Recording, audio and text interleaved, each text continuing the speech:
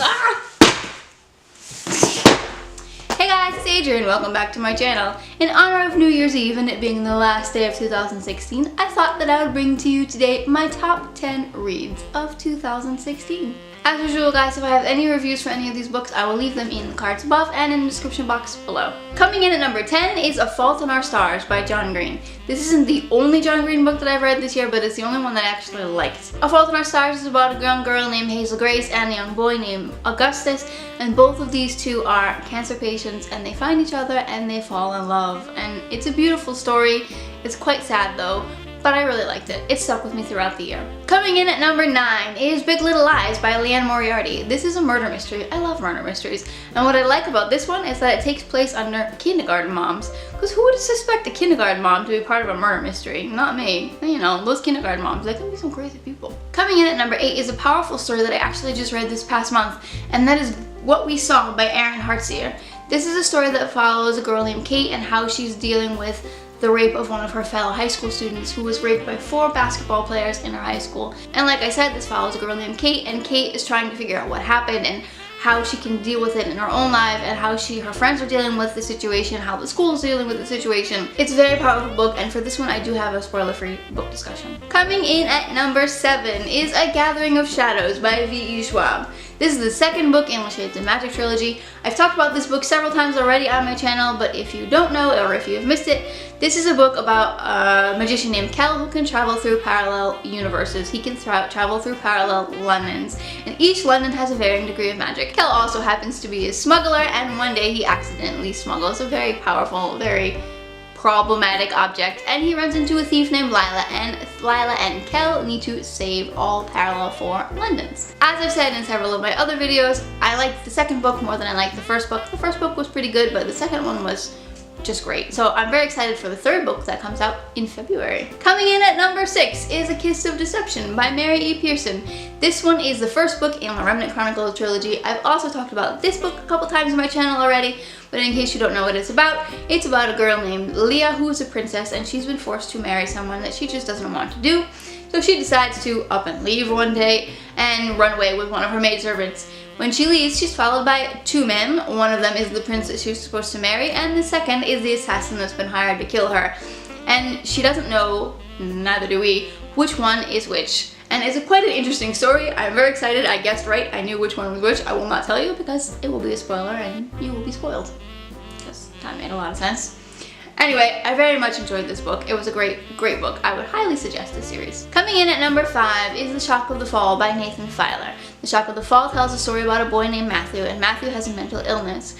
And Matthew tells us a story of his life and this loss of his brother through kind of like journal entries, which is quite intriguing. I love this book because it dealt with mental illness in such a real way, and I loved Matthew. He was such a fun, lovable character. And even though he was struggling with things, and even though he went through difficult times, he was so sarcastic and sometimes optimistic, and his sense of humor was just right up my alley. So this book really stuck with me and I very much enjoyed it. Coming in at number 4 is An Ember in the Ashes by Sabaa Tahir. This book I didn't expect to like.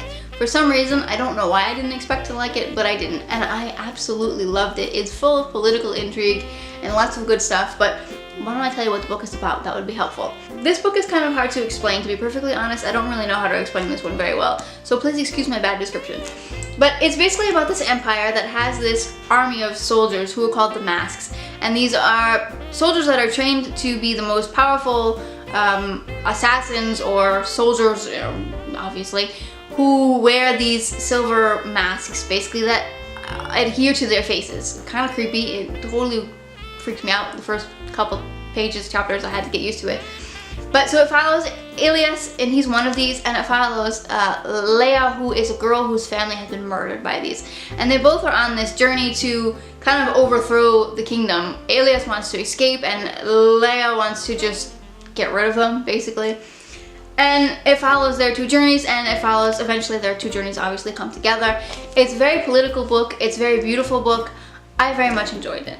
obviously it's number 4. I'm also very excited to read A Torch Against the Night. I'm waiting for it to come out in this big floppy paperback edition. So if any of you know if it came out and I just missed it, please let me know in the comments below because I'm dying to read the sequel. Coming in at number 3, The Help by Kathryn Stockett. I heard that this was a movie, so I wanted to read the book, and it was so good. The Help is a story that takes place in the 60s, and it follows the struggle between the coloreds and the whites, and how one girl who is a very wealthy white woman is trying to tell the story of some of the colored women and their journey as being housemaids and how they're treated differently and segregation and all of the political things that are going on at the time.